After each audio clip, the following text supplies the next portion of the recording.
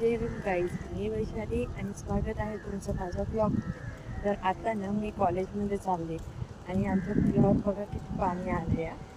सारखं ह्याच्यावर पाणी असतं.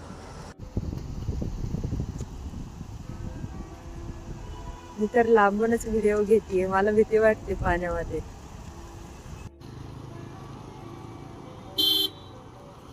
काय एवढं पाण्याला बघून ना पुलावर येण्याची भीती कसली भीती वाटत होती ना. शेवटी मी मैत्रिणीला फोन केला आणि फोनवर बोलत आली बरं का तिथनं. नाही का, मला खडक बसल्यावर मी पाणी सोडलं ना तर त्या पुलावरती पाणी असतं बरं का. हेच एक कारण असतं कॉलेजला न जाण्याचं. त्याच्यावर ना एवढं पाणी असतं ना, रस्ता बिस्ता सगळं बंद केलेलं असतं. मग वारजेकडनं जावं लागतं. मग वारजेतनं खूपच असं लांब पडतं, ते लय लांबून होतं. सो इकडनं सोयीस्कर पडतं ना ते सरळ यायला जायला. त्याच्यामुळे डायरेक्ट आम्ही सुट्टीच मिळवतो.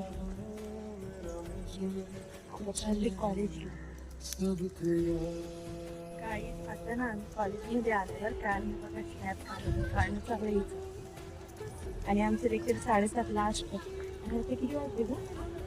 8 वाजले. 8 वाजून 4 मिनिटं झालेत आणि आता आम्ही कॉलेजला एक 15-20 मिनिटाचं लेक्चर राहिलं तरी पण आम्हाला मॅडम चेंज करतात.